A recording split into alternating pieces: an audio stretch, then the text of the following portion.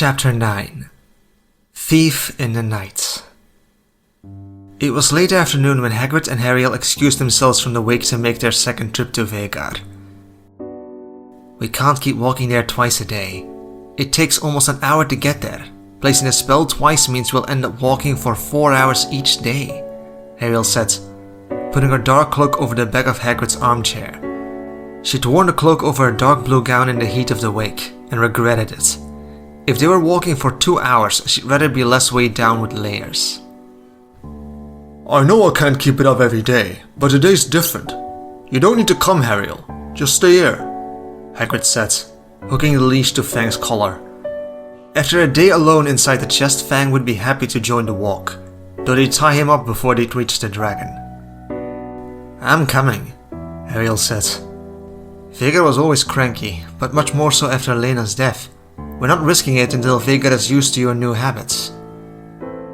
On their way out of high tide, Ariel waved to the guards, Dorin and Eldon, who let them pass unencumbered through the doors, only to be stopped when they bumped into Sir Lenor Velaryon and his friend, Sir Carl Corey. Where are you two off to? Sir Lenor asked. Since his walk into the ocean, Lenor had dried up and changed out of his soaked funeral attire. Ariel said, we're going to see Vhagar. Vhagar is my sister's dragon, Lenor stated. Yes, and her funeral was felt by Vhagar too, Ariel said. A dragon does not understand a funeral, Lady Ariel. Why else would she show for the funeral today? Vhagar knows Lady Lena will never come back, Ariel answered. What do you do then, out with Vhagar? There is a spell, Ariel said frankly. It makes a smell that is like, a volcano. She didn't know the Valyrian translation for lava, but volcano was close enough. It smells bad to us, like aged egg, but Vhagar enjoys it. It calms her down and makes her less angry. Lenor raised the wine bottle to his lips and took a sip. She's angry? Vhagar feels Lena's loss too. If Ariel thought it was a lengthy frag before, being accompanied by a tipsy Lenor Velaryon didn't help. He might not have been stumbling or slurring his speech, but Lenor kept the pace more fitting of a stroll through a flower garden than to reach the destination. It's been a tough day for him, Sir Carl excused, smiling kindly. Carl was a handsome dark-haired household knight that served Sir Lenor and Princess Rhaenyra's family, and had arrived alongside them from Dragonstone. At the wake, he was the one who had gone into the ocean to fetch Lenor, and even now he was being very considerate, mindfully making sure his grieving friend was alright. A bright full moon ascended the sky that evening, casting adequate light even without a lumos. While Lenor sips his wine in a contemplative silence, and Hagrid's limited vocabulary made it challenging to chit-chat, most of the conversation was left between Ariel and Sir Carl. His name is Fang, Ariel told Carl, pointing out Hagrid's boarhound. The knight spoke decent Valyrian after spending time in the Stepstones, fighting to keep out invaders from Essos. Fang, did you know that means a sharp tooth in common tongue? Carl said, petting an excitable Fang on the back while the dog sniffed around his feet. Every time he smiled, Ariel's stomach felt funny and her cheeks flushed. Sir Carl was loads older than her, 21, but at the same time he was so nice, and very cute when he dipped his head and smiled. I do, she nodded eagerly with a bashful grin. In English we say Fang. She pronounced the A harder than Carl did, fidgeting nervously with her dress sleeve. But it means the same and sounds very near the same. There were a few words in English that sounded very close to their counterparts in common tongue, such as whales, helm, hound, and fang, were very nearly identical. It was part of why Hagrid and Ariel were picking up common tongue faster than Valyrian.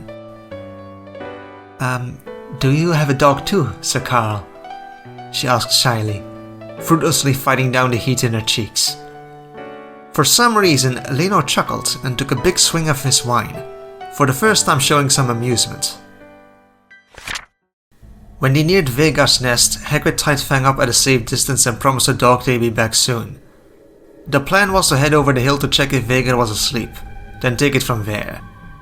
Leonard and Carl were curious to see the magic, with a healthy amount of skepticism too, despite Ariel's warnings that the spell wasn't flashy and it smelled horribly. They'd seen Vhagar's massive body for most of the hike, because even laying down the dragon could count amongst the taller hills on the island. The old dragon rested most of her days away, but they didn't know for sure she was asleep before they'd scaled the last hill, and found that Vhagar was indeed out for the night. Her chest moved up and down in an even tempo, her heavy breath sounding like a rumbling landmower. So far, everything was going to plan, until Ariel noticed the additional person. It took Ariel a moment to see them, but there, walking along the side of Vhagar's body, looking like a Lego piece in comparison, someone had gotten there first. What the?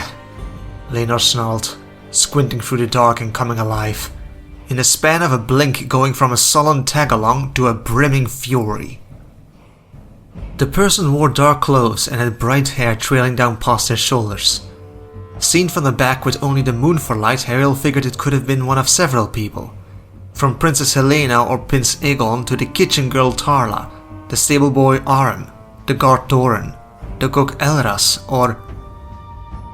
"What the fuck do you think you're doing?" Sir Leonor exclaimed furiously. Startled, Prince Aemond Targaryen whirled around, and Vhagar's snores broke into a growling groan at being stirred awake. The dragon's eyes opened, teeth flecking, and her head rose into the air. Vhagar didn't say a word, but she didn't need to leave Ariel abruptly terrified. It was an instinctive thing, a biological response that kicked in when faced with a stronger and bigger predator rudely awoken on the wrong side of the bed. Ariel knew without a word of Parseltongue, they all knew, that Vhagar was not happy. So it shocked Ariel when Laenor lost his head entirely, ignoring common sense as well as the warning signs, and set off running. "No, don't!" But it was no use as Laenor ignored both hers and Carl's warnings. How drunk was he? Ariel didn't understand Laenor's rapid-fire common tongue, but guessed they were the foulest of insults. Aemond spooked, and the next few seconds happened in a blur. As a fully grown adult, Laenor was taller, stronger and faster than Aemond, who would have fit right in amongst the first-year Slytherins at home. So as the night ran down the hill, the little boy, stuck between a cranky dragon and a furious knight, picked the dragon as the lesser evil. Aemond leapt towards Vhagar, grabbing the ropes to the saddle and scrambled to climb up. With Vhagar's size, that was the same as scaling a moving cliffside though, and Laenor caught up before he was even halfway. He grabbed Aemond's leg and yanked the boy so hard he fell to the ground. There was yelling, shuffling, and Vhagar was absolutely pissed off. "Don't, Vhagar! I'll make them stop!" Ariel shouted in Parseltongue and reached into her pocket for her wand. But it was empty! With growing alarm, Ariel rummaged fruitlessly for the stick, but it wasn't there. Where the hell had it gone? And then it came back to her. It was still in her cloak pocket, left behind all the way back in the expandable chest. "Calm, Vhagar! Calm!" Hagrid yelled in Valyrian, one of the few phrases he'd picked up from the dragon handlers. Pointing his pink umbrella at the boulder, he shot out the lava odor spell in an attempt to distract her. "See, Vhagar? You like the smell, don't you? They're idiots, but don't eat them!" Hagrid said, momentarily falling back to English. "Calm!" It worked. Sort of. Vhagar turned her head, her thundering rumble altering pitch. "Good! Can you keep her attention, Hagrid?" Ariel asked, but didn't wait for an affirmative before taking the opening for all it was worth. Picking up her skirts, Ariel ran down the hill. She didn't have a plan, but someone had to get those idiots to stop it. "Never tickle a sleeping dragon" was literally the words to Hogwarts school motto, and a piece of stellar advice more people would be wiser to listen to. "Stop it! She's going to kill us all!" she snarled. Unfortunately, Laenor and Aemond had caught Vhagar's aggressiveness too. Both knew dragons well enough to understand running would not help matters, and moved very carefully. Lenore took small steps backwards, dragging Aemond away from the dragon by a firm grip on the boy's elbow. Aemond was a mess, sporting a bloody nose, hair disheveled and clothes ruffled. "How dare you harm your prince? Unhand me at once!" Aemond demanded in a harsh whisper, failing to get his arm free of Lenore's grip. "A prince? All I see is a thief," Lenore spat. "It's my sister's funeral, and you sneak here in the night to steal her dragon." "Not here," Ariel pleaded to no avail, casting frightened glances up at Vhagar. Hagrid was still keeping her attention, but anyone could tell how tense the dragon was. Lenore and Aemond kept the argument to harsh whispers, but Ariel wasn't sure that helped. "You are insane! Let me go! Vhagar is angry!" "So you can try to claim her again?" Ariel reached for Lenore's free arm, trying to talk some sense into him. "Please, let's go." But Lenore yanked the arm roughly away, knocking her hand aside, and it was then that she remembered. Ariel pulled up her sleeves, and a wave of relief coursed through her at seeing the unicorn hair tied snugly around her wrist. It had given unpredictable results, yet she had to try. Perhaps she could try Petrificus Totalis, but then... Silence! Vhagar seethed, her enormous head whipping away from the distraction of Hagrid's lava boulder, snarling annoyed at them. Run, Ariel! But by then it was already too late to heed Hagrid. Vhagar's mouth opened wide, and Ariel stared into the gaping maw of the monster, seeing the aged gums and mist-colored saliva dripping from too many fanged teeth pushed into the mouth. Yet the gusts of pungent breath didn't register compared to the light glowing from the depths of Vhagar's throat. Brighter and brighter, hotter and hotter. In a blind panic, Sir Lenore let go of the prince. Aemond scrambled, and Ariel suddenly stood before them both, before she'd made the choice to. Her right hand stretched out as if it could in any way stop Vhagar. "No, Lenore! Peregnis!" Ariel screamed. Vhagar's fire erupted like a roaring bomb, and a wave of flames engulfed him. The pressure alone threw Ariel, Lenore and Aemond backwards, and as she hit the ground, Ariel squeezed her eyes shut instinctively, but the light of the fire was so fierce it still seemed bright. Someone screamed through the roar of the flames, and Ariel's heart thrummed so hard it might as well be beating out of her ears. But the flame-freezing charm worked. Surely it must have, because Ariel was not screaming in agony. Though Ariel couldn't feel the heat of the flames, she remained trapped in the eye of a blazing inferno, uncertain if the spell would hold until the end or not. The crackling sparks licked along her ears, the flames brushed over her legs, and all she could do was wait until the red, at last, receded. The fire lessened, and next it was gone. Without the firelight, the night was so much darker in its absence, even after blinking the dust from her eyes. A tightness in her lungs made Ariel aware she'd been holding her breath the entire time, and she gasped greedily. A big mistake. It was like pouring soot and sand down her throat instead of air. Ariel coughed and hacked, and she wasn't alone to be clearing her airways, though only until she felt a warm, pungent gust of breath wafting over her exposed back, and the fear made her forcefully suppress the urge to make another noise. Ariel was sitting bent over her knees, and without looking up, she knew Vhagar's mouth hovered over her, indecisive whether to finish this or not, and Ariel was helpless to stop it. So this was how she'd die? As Vhagar's midnight snack? Her Peregnis charm had taken the heat out of Vhagar's fire, but Ariel had no defense against the dragon's teeth, claws and size. Their scaled hide was so magically resistant it took 20 wizards working in unison to take down a dragon. Don't hurt her! Over here! Look at me! Take me! Hagrid yelled in English somewhere in the distance. At least that meant Hagrid was alright. Come! Aemond's voice broke on a stifled cough. Come, Vhagar!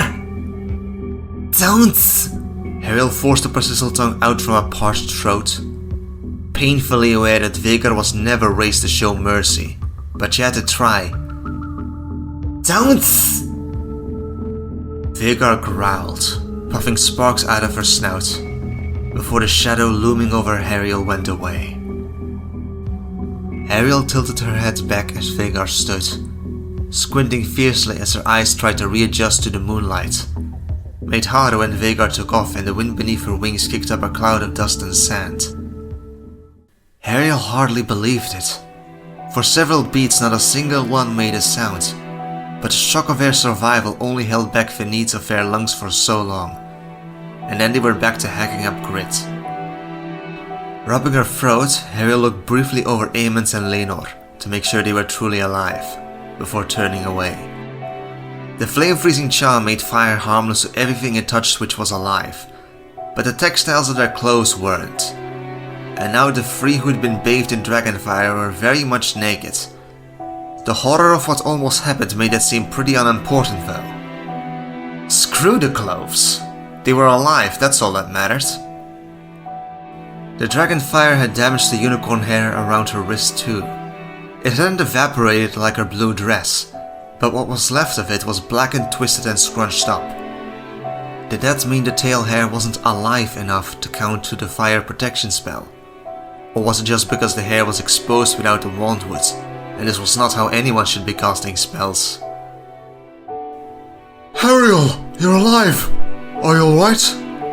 Hagrid shouted, and next his massive warm arms were around her, wrapping his cloak over her shoulders, pulling Ariel to her feet and directly into her fierce hug. Are you burned? Are you hurt? Look at me, Ariel. Then Sir Carl reached them too. They were shuffled around and there was an exchange of textiles. By the end, Hagrid tore his new black cloak in two and shared the pieces between Ariel and Aemond, while Sir Laenor was huddled in Sir Carl's cloak. As far as textile distribution, it worked pretty well. Say something, Ariel. Are you hurt? I'm fine, Hagrid. The practice charm worked, Ariel answered in English. Fit as a fiddle. You don't know yet. Stay down. The adrenaline might be keeping you from feeling your injuries.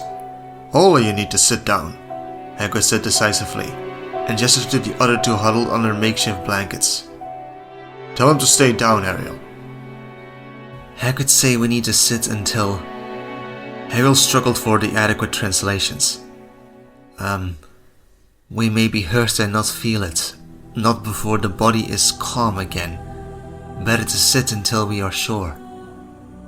Sir Carl nodded, standing at Sir Laenor's side with a hand on his shoulder. That happens sometimes in the Stepstones. Soldiers returning from battle with arrows piercing their backs not even knowing it's there.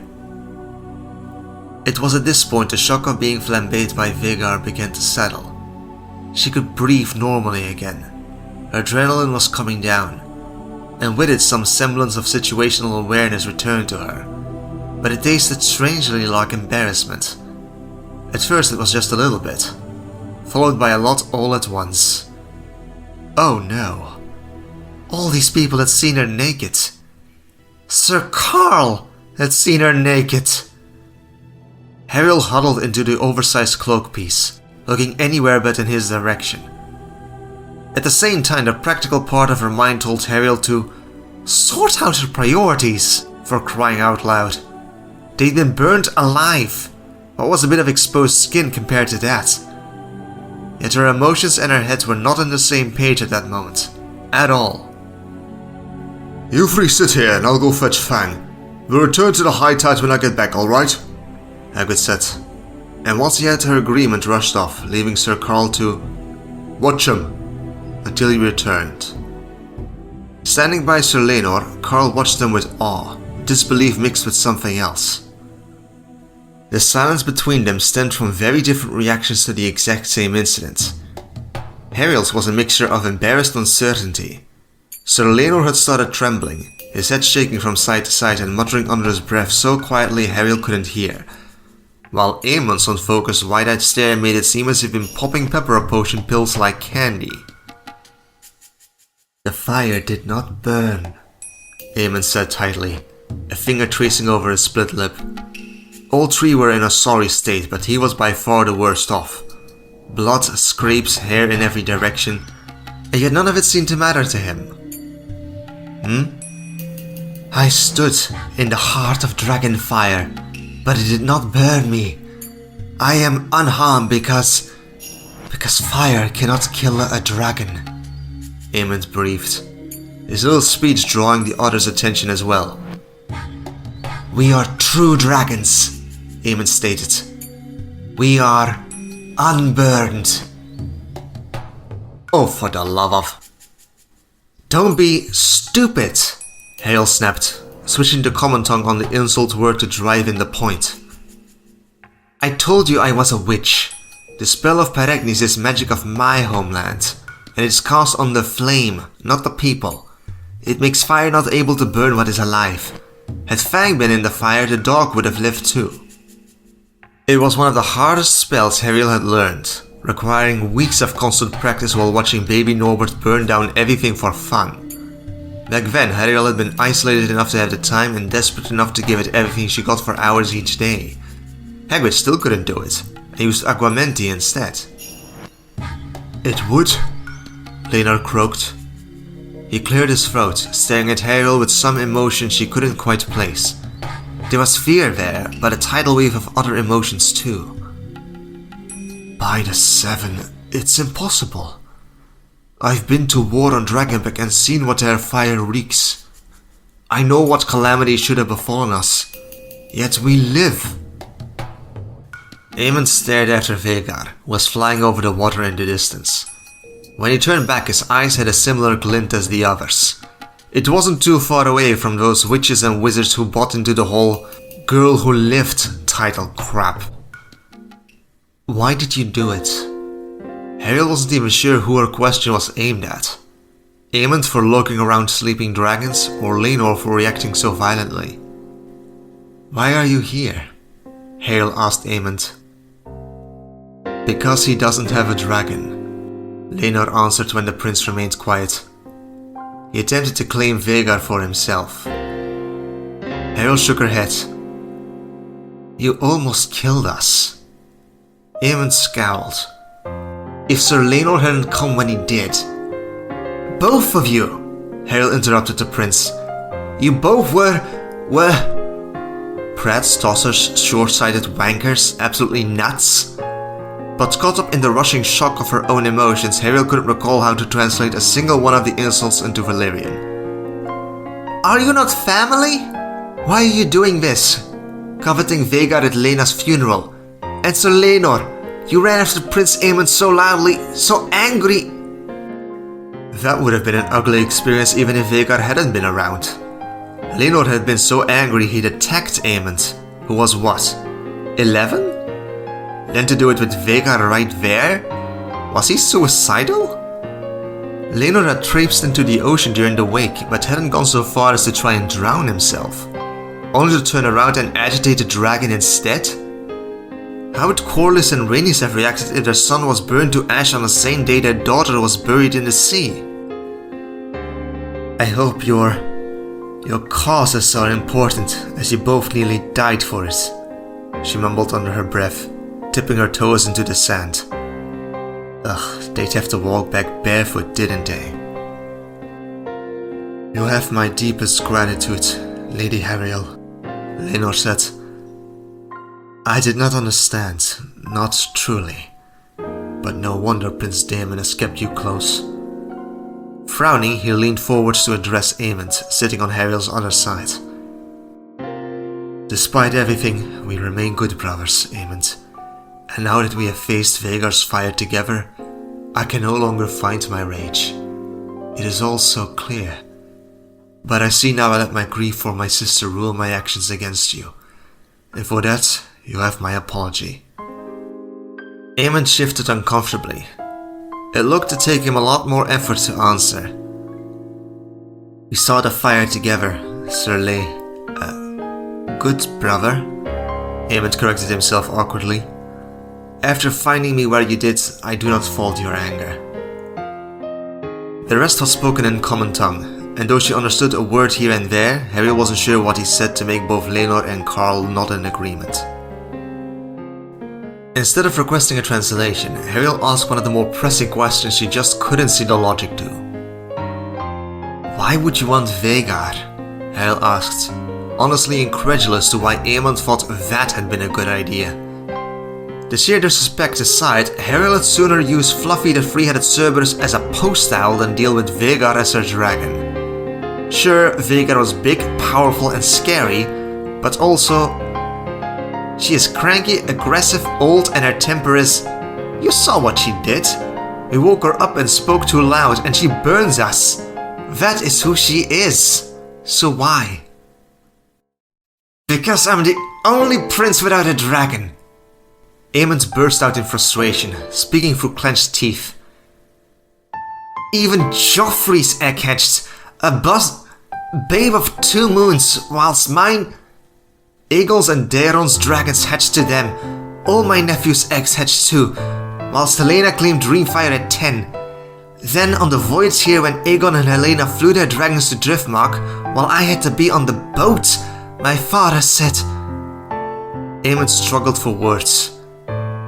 He said that since I was the only one without, that after the funeral we could travel to Dragonstone so I may try to claim a younger dragon, if I'm bold enough. Oh. Things still weren't really clear to her, but Ariel was starting to puzzle together the family dynamics a little better. I knew Vhagar still lingered on Driftmark, though I never meant to do it today, but if I spoke of what I intended, my mother would never have allowed it. Then I saw how distracted they were at the wake, all of them with their own matters to keep them occupied. Aemon shrugged. In the end, no one noticed my departure. She could understand Aemon's frustration, she did. And yet at the same time he'd been so stupid. Aemon snuck out after dark, ran straight to the closest monster, nearly getting them killed just to prove himself... Wait a moment. Ariel frowned. Alright, viewed in a certain light, and very, very skewed, perhaps Ariel could admit she'd done a couple of comparable things herself. Though her plans never started out as recklessly insane as Aemon's. Things just had an unfortunate habit of snowballing. His explanation reminded Ariel a bit of Ron too. She didn't know what it was like to have siblings herself, but Ron had been the second youngest of 7 and always striving to live up to his older brothers. Of course, it was almost laughable to compare Aemon to Ron. If any Weasley, the prince reminded her more of Percy, ambitious and pompous with a drive to outshine his siblings, though combined with some of Ron's struggles at being overshadowed.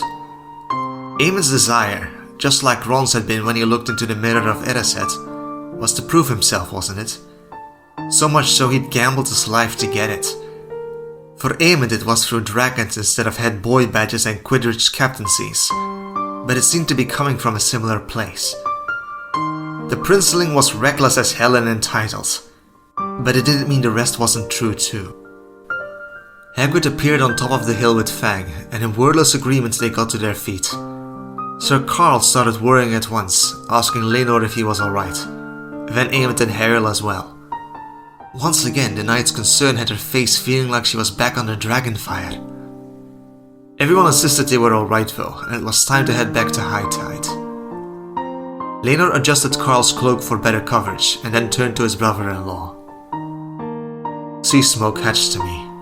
I had him from my earliest memories, but Lena had to wait for her dragon, and I could see that it pained her, Lenor said, reaching out and placing a hand on Aemon's shoulder. The grip wasn't that different from how he'd restrained the boy before, yet the gesture couldn't be more different. Ariel had seen this sort of switch before too. There were some things you couldn't experience together without ending up liking each other, and it seemed like being roasted by a dragon was another example to add to the list. My sweet sister was 3 and 10 when she claimed Vhagar. The ironic part is, if you had but met her, I believe she would have liked you, Aemon, because Lena would have understood you. Ariel hadn't known Lena long, but Lenor was onto something.